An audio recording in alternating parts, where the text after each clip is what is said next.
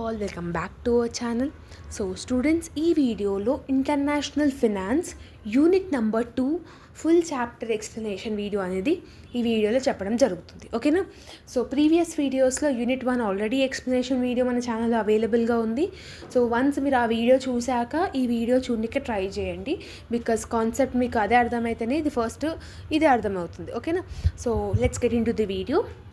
So ఈ యొక్క వీడియోలో సెకండ్ యూనిట్ అంటే ఫారెన్ ఎక్స్చేంజ్ మార్కెట్ అనే చాప్టర్ నుంచి ఎలాంటి క్వశ్చన్ వచ్చినా కూడా you can able to attempt it అనమాట. ఓకేనా? సో ఎవ్రీ కాన్సెప్ట్ ఏవైతే ఎగ్జామినేషన్ పాయింట్ ఆఫ్ వ్యూలో ఇంపార్టెంట్ అయి ఉంటుందో దాన్ని ఫస్ట్ మనం డిస్కస్ చేద్దాం. ఓకేనా?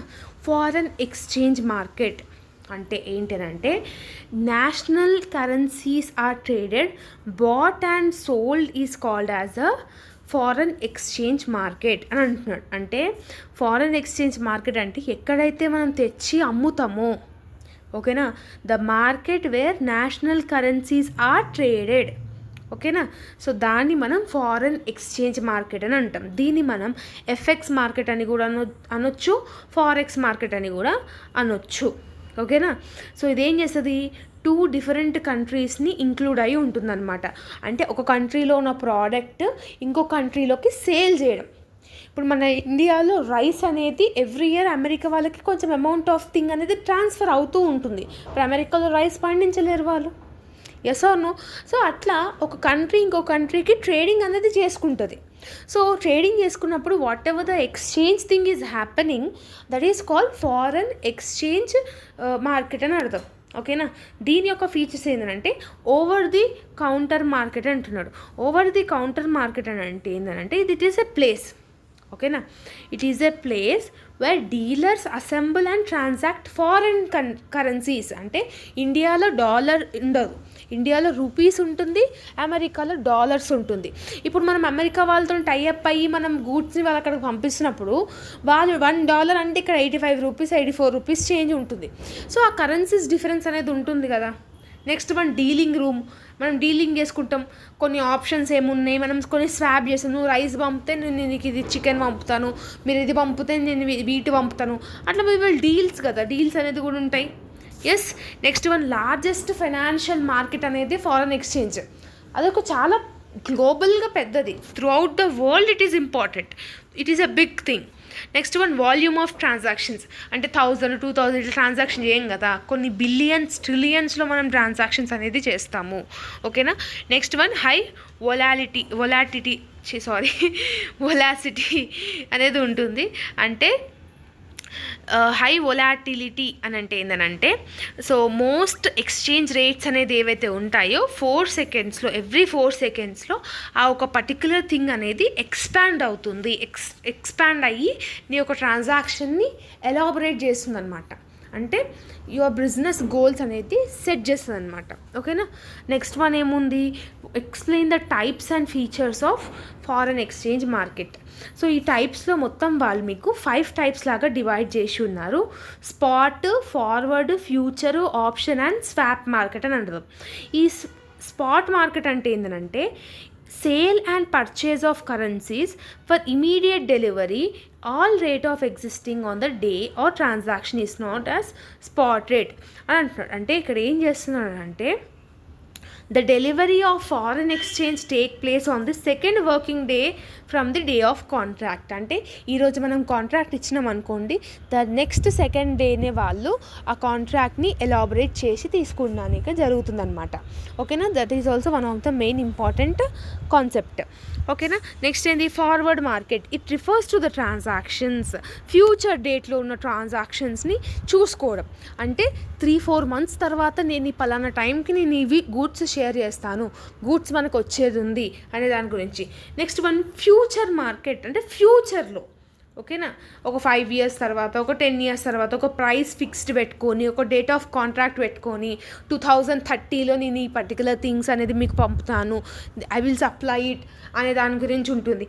Next option market. Option market అంటే ఏంది, వేర్ ఇట్ గివ్స్ చాయిస్ అనమాట. ఓకేనా? ఎక్కడైతే మనకి చాయిస్ వస్తుందో ఆ పర్టికులర్ మార్కెట్ని మనం ఆప్షన్ మార్కెట్ అని అంటాం. And the last one swap market. Swap market అంటే ఎలా ఉంటుంది అంటే like it's like a barter system అనమాట. నువ్వు పలానా ఇది నువ్వు నాకు పంపించు, నేను ఇది నీకు పంపిస్తాను అనే ఒక టైప్ ఆఫ్ మార్కెట్ అనేది కూడా మనం చేసుకుంటాం. అంటే అగ్రిమెంట్ అనేది అవుతుంది.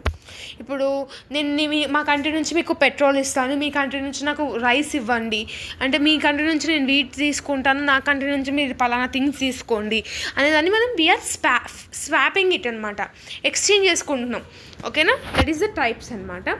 నెక్స్ట్ ఏముంది, ఫీచర్స్ నేర్చుకున్నాం, టైప్స్ నేర్చుకున్నాం. పార్టిసిపెంట్, అసలు ఎవరెవరు పార్టిసిపెంట్ ఇంక్లూడ్ అవుతారంటే కస్టమర్స్ ఇంక్లూడ్ అవుతారు కంపల్సరీగా. బ్యాంక్స్ అంటే ట్రాన్సాక్షన్ చేసినప్పుడు బ్యాంక్స్, సెంట్రల్ బ్యాంక్ ఇన్వాల్వ్ అవుతుంది.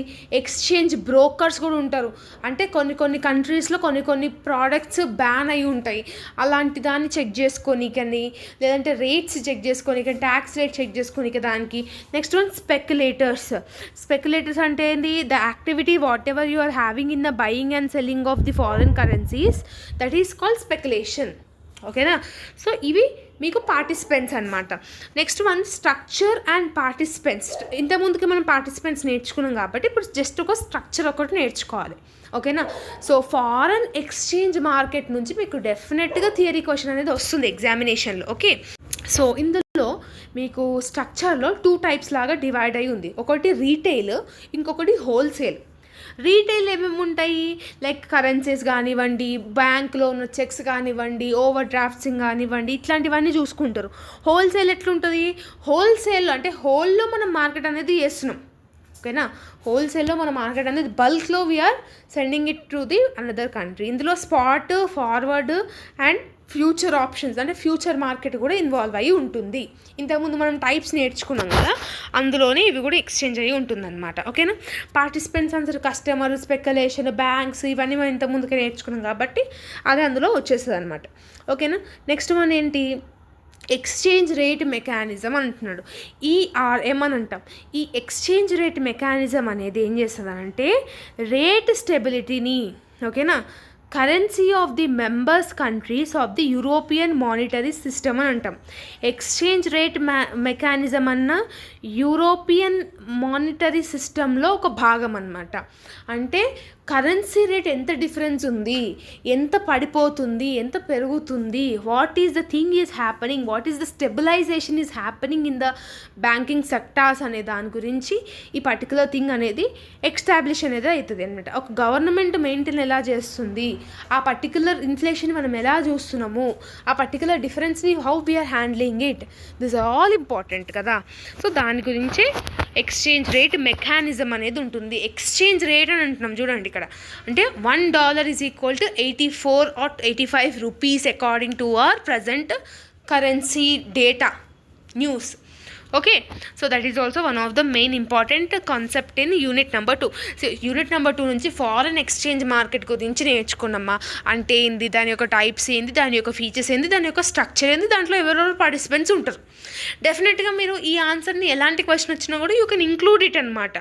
నెక్స్ట్ వన్ ఏంది, ఎక్స్చేంజ్ రేట్ మెకానిజం అనేది 2 మార్క్స్లో కూడా అడిగే ఛాన్స్ అనేది మీకు ఉంటుంది. సో ఈ కాన్సెప్ట్స్ అనేది మీరు నేర్చుకున్నారు అనుకోండి, ప్రాబ్లమేటిక్ నేర్చుకోవాల్సిన అవసరం లేదు మళ్ళీ. అంటే కొన్ని ప్రాబ్లమెటిక్స్ కూడా మీకు ఉన్నాయి, ప్రాబ్లమెటిక్స్ మొత్తానికే లేవు అని చెప్పను నేను. ఇగో ఇవన్నీ మీకు కనిపిస్తున్నాయి అయితే ప్రాబ్లమెటిక్సే. లేదు మేము ప్రాబ్లమెటిక్స్ నేర్చుకోమంటే you go with the theory, no problem. Theory question అయితే ఒకటి వస్తున్నది యూనిట్ 2 నుంచి. ఓకే, సో అడిగితే 2 థియరీ క్వశ్చన్స్ అడుగుతున్నారు, లేదంటే ఒక థియరీ ఒక ప్రాబ్లమెటిక్ అయినా అడుగుతున్నారు. సో బెటర్ మీరు టైప్స్, పార్టిసిపెంట్స్ దాని గురించి ఎక్కువ కాన్సన్ట్రేట్ చేసుకొని నేర్చుకుంటే it will be more than enough for unit number 2. Okay, so I hope that మీకు ప్రాబ్లమేటిక్ వద్దు అని అనుకుంటేనే అని చెప్తున్నాను. Okay, so that is about the unit number 2. I hope that మీకు అర్థమైందని అనుకుంటున్నాను. ఇంకా యూనిట్ నెంబర్ 2లో నేను ఇంకేమైతే కాన్సెప్ట్స్ అయితే మిస్ చేయలేదు. సో ఈ చెప్పిన దాంట్లో అయితే డెఫినెట్గా ఒక క్వశ్చన్ అయితే మీకు ఆ టాపిక్ నుంచి డెఫినెట్గా మీకు క్వశ్చన్ పేపర్లో కనిపిస్తుంది. That is foreign exchange market గురించి. ఓకేనా, so again I'm saying features, types, participants and structure. Okay, ఈ ఈఆర్ఎం అంటే ఎక్స్చేంజ్ రేట్ మెకానిజం, వీటి గురించి నేర్చుకున్నారు అనుకోండి, కంప్లీట్ సెకండ్ చాప్టర్ అనేది మీరు 10 మార్క్స్ అటెంప్ట్ చేయగలుగుతారు, అంటే లాంగ్ 8, షార్ట్ 2 మార్క్స్ కూడా. Okay, so I hope that మీకు అర్థమైందని అనుకుంటున్నాను. ఇంకేమైనా డౌట్స్ ఉంటే కమెంట్ సెక్షన్లో కమెంట్ చేయండి. All the best for your examination as well as your preparation. See you all in next video. Bye everyone.